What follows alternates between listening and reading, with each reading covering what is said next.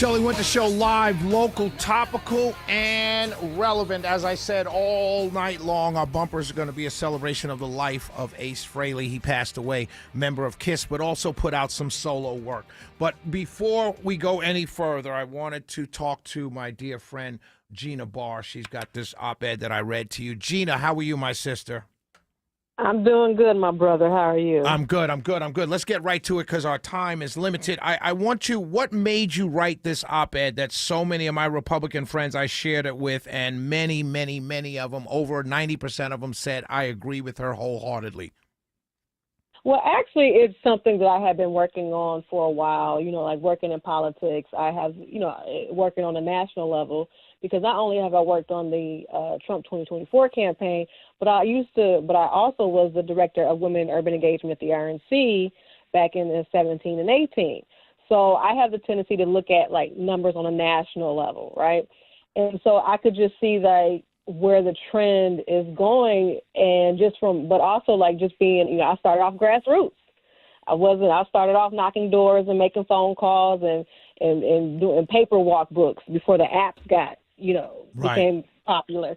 So, but then also having that experience of working on the ground. And so and just being connected to the grassroots, but also looking at it from a national level, I could see that where things were, were shifting.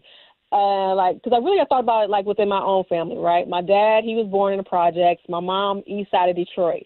My generation, nobody lives in the hood. Right, because of the parents' hard work. Right. My dad is the oldest of 8. My mom was 5 of 7.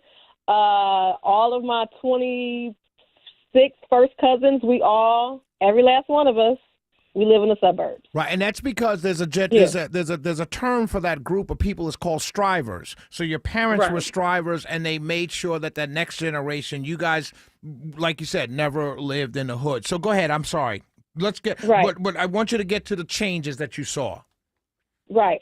So I noticed that actually it was a couple of years ago. I was at a meeting at what was the inspiration for this article was I remember being at a meeting it was the Oakland County the Northern Oakland County meeting in Michigan. So I'm from Pontiac, Michigan, right? And so they were talking about the demographic changes and how Oakland County was changing. Now, Oakland County used to be like ruby red. Right. And so being from Pontiac is like a little Detroit inside of Oakland County. And so it was somebody from the county. I can't remember what the gentleman's name was, but he was talking about the shifting in the demographics and how how Oakland County, which was the most prosperous county in the country, because you had a lot of your top GM execs lived in Oakland County, right? Your big 3 executives in Oakland County, but it was slow, but it was trending purple, and how the white population had dropped within the past 10 years, probably about at the time I think it was like 10%, right? And everybody was stunned. And I remember everybody was stunned at how much the white population had dropped. And me being from Pontiac, which was predominantly black, I looked at it and had family in Southfield. I was just kind of like, I didn't know it was that many white people in Oakland County. So Oakland County is kind of like Cobb County. That same shift is happening in Cobb County. You're familiar with Georgia, so that same shift is happening in Cobb County. So what is the solution to Republican candidates, particularly here in Georgia, because I'm local, particularly in Georgia? What is the solution to fix this change? So the solution is, one, finding candidates that can actually relate to the community. If your community is shifting, you got to make sure you got to relate. That's one. 2 is that you have to actually engage the community, which is something that we talk about until we're blue in the face. But then also, we have to hold other Republicans more accountable for the things that they say, right? And that is just because it just doesn't, it's a distraction from the issues, because with people with non-white citizens, when we hear something, whether you're black, brown, or Asian, Right. When you hear someone and you hear it and it's bigoted or it's racist, I might agree with you on the money issue. I might agree with you on abortion.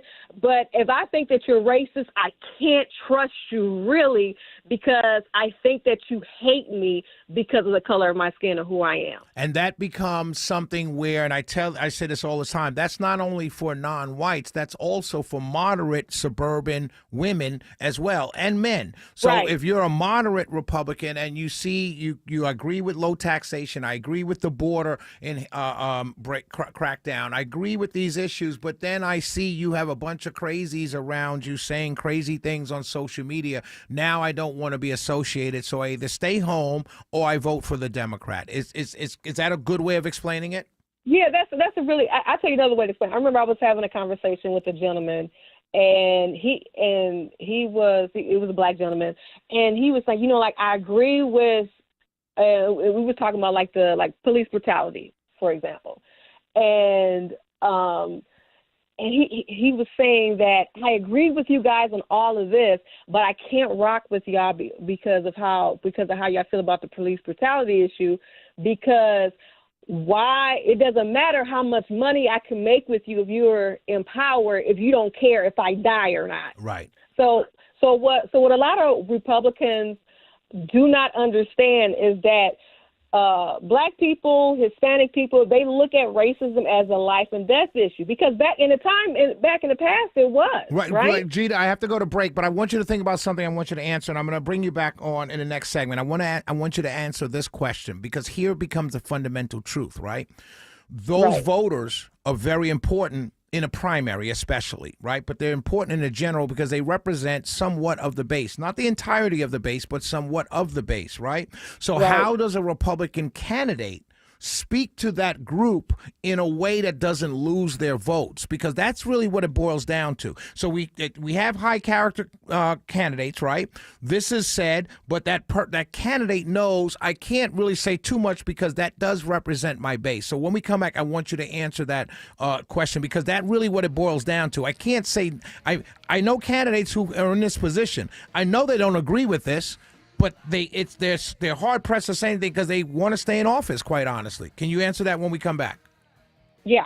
We're on the phone with Gina Barr, political consultant who just dropped an op-ed in the Washington Post. Are these young Republicans the future? If so, the party's in trouble. We'll be right back.